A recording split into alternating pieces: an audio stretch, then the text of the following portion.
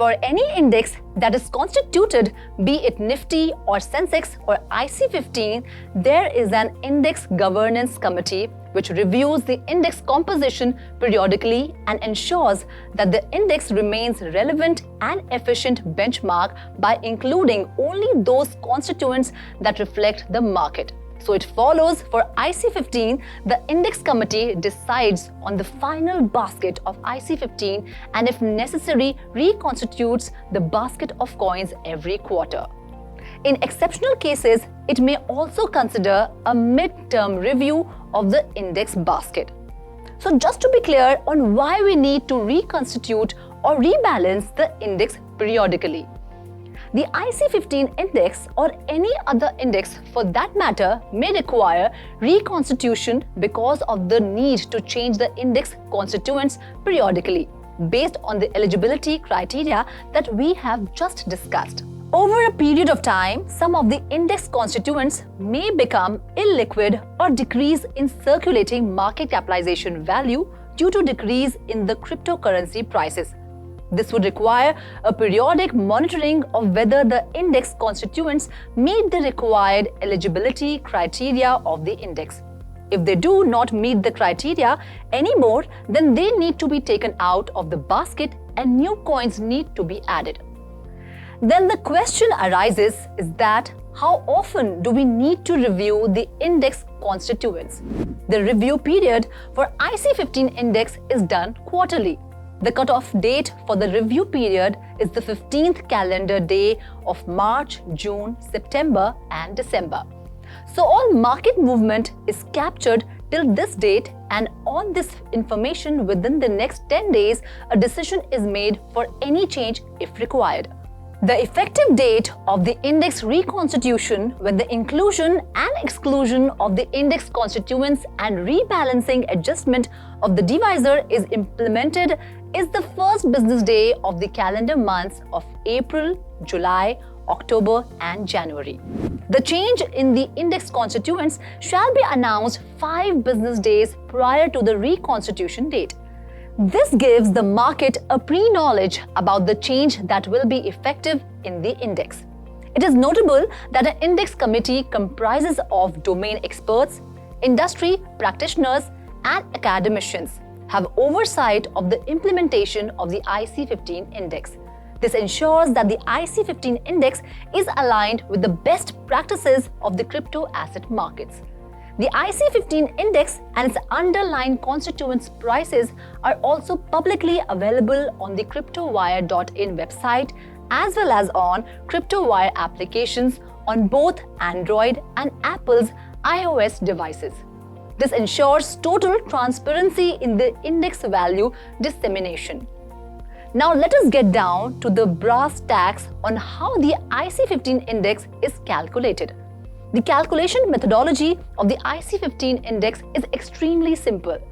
The index value is calculated as the sum total of circulating market capitalization of index basket divided by the index divisor and then multiplied with the base value of 10,000. The index divisor refers to the constant that ensures homogeneity in the index value calculation.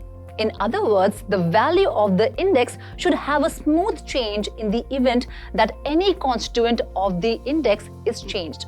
On the base date, which is 1st April 2018, for IC15 index, the index divisor was calculated based on the circulating market capitalization of all the index constituents on that date. The index divisor changes on every rebalancing and reconstitution date. This is referred to as normalization of the index. The index divisor is normalized during every rebalancing period by multiplying it with the normalization factor. The normalization factor is the ratio of sum total of circulating market capitalization of the new index basket to the sum total of circulating market capitalization of the old index basket. Let us demystify the concept of index divisor with a hypothetical example. Let us consider an example of 5 cryptocurrencies constituting a crypto index and analyze how the index value is calculated and the importance of the index divisor. Let us assume that the index is composed of 5 cryptocurrency coins or tokens as its constituents, say A, B, C, D, and E.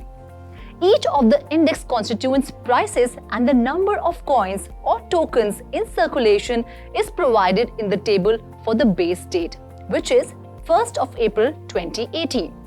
On the base date, the index value is set at 10,000.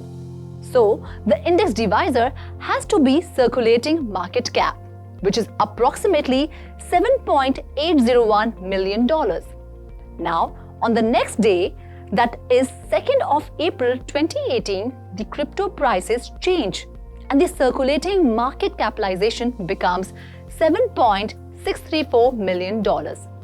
So, the new index value is calculated as the new market cap of $7.634 million divided by the divisor of $7.801 million multiplied by the base index value of 10,000 to provide the new index value of 9,786.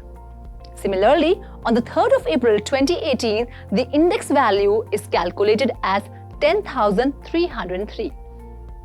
You would be able to observe that the index divisor, which is the denominator of the circulation, remains a constant, the market cap of the constituents of the base day.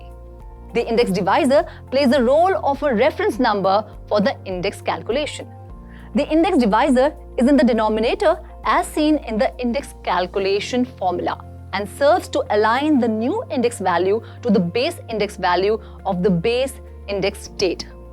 The index divisor is a constant number that ensures homogeneity in the index value calculation in the event of any need for a change of the index constituents in the future. The change in the index constituents may be due to events referred to as rebalancing and reconstitution of the index. We shall be discussing about these concepts in greater detail subsequently. But then, what is the need to have an index divisor in the first place? As already discussed, the value of the index should have a smooth change in the event that any constituent of the index is changed. On the base reference date, which is the 1st of April 2018 for IC15 Index, the index divisor was calculated based on the sum total of the circulating market capitalization of all the index constituents on that date. So the first index divisor was nothing but the sum total of the circulating market capitalization of the index constituents on the base date, which was 1st of April 2018. It may also be noted that the initial index value on the base reference date was 10,000. So does the index divisor ever change, or does it remain constant throughout the life of the index? Yes, indeed, the index divisor needs to be changed if there is a change in the index composition or the weightage assigned to the index constituents. Usually, on every index rebalancing and reconstitution date, whenever the index constituents change, there is usually a change in the index divisor. The process of changing the index divisor when there is a change in the composition of the index is referred to as index normalization. The index divisor is normalized during every rebalancing period by multiplying it with the normalization factor. The normalization factor is the ratio of sum total of circulating market capitalization of the new index basket to the sum total of circulating market capitalization of the old index basket. So, why do we need to reconstitute or rebalance the index periodically? The IC15 index or any other index for that matter may require reconstitution because of the need to change the index constituents periodically based on the eligibility criteria that we have just discussed.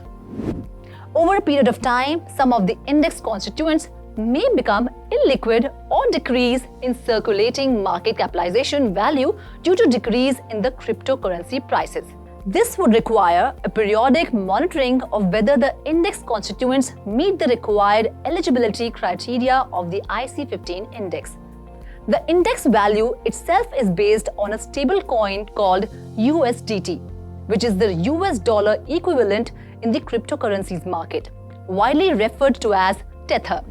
The price of Tether is aligned with that of the US dollar and is also rounded to the nearest 2 decimal places. So the index is priced in terms of US dollar equivalent. Stay tuned for the next session to continue your learning.